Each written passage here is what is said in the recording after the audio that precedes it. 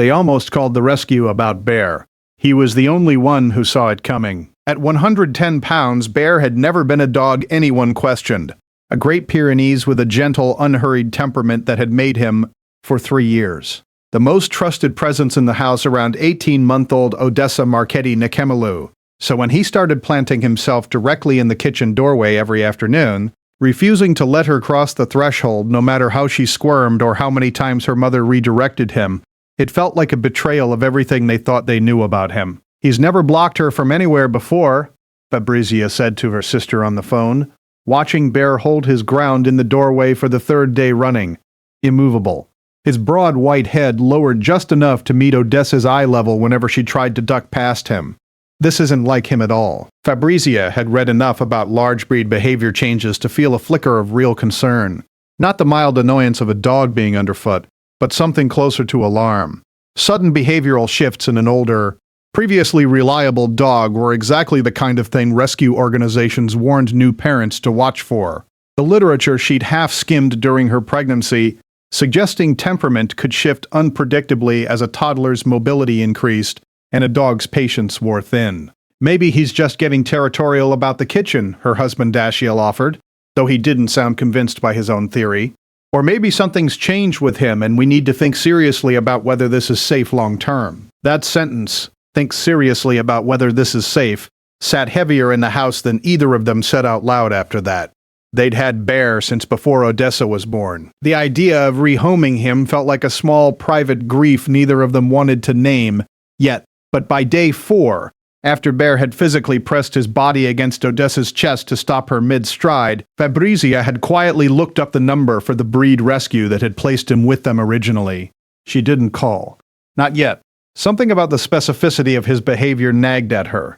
He wasn't blocking every doorway, wasn't guarding his food bowl or his bed the way a genuinely anxious or possessive dog might. Just that one doorway, that one threshold, every single afternoon around the same hour, and never with any aggression in his posture. Just an immovable, deliberate stillness that looked, the longer she watched it, less like a warning about danger, and more like an act of guarding something specific. On day 5, she got down on the kitchen floor herself, at Odessa's eye level, and looked at what her daughter would actually see trying to cross that threshold. Sunlight from the afternoon window hit the tile at a low, glancing angle right in that doorway.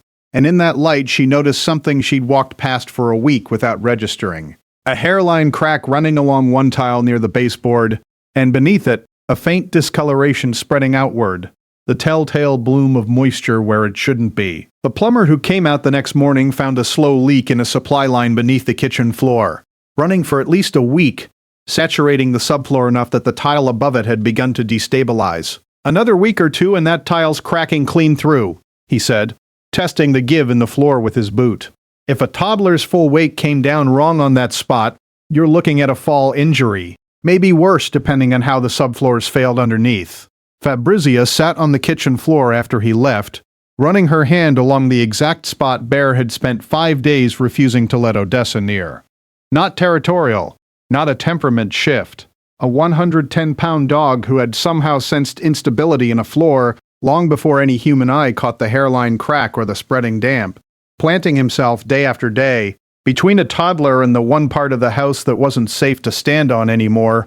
She thought about the call she'd almost made, the rescue number still sitting in her recent searches, one bad afternoon away from being dialed, because she'd trusted her own read of sudden concerning behavior over 5 days of a dog doing exactly what a good guardian does, standing between the person he loved and a danger only he could detect.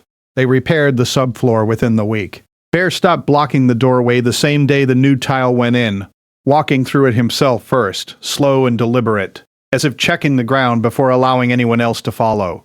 Odessa trailed behind him now without him needing to stop her at all.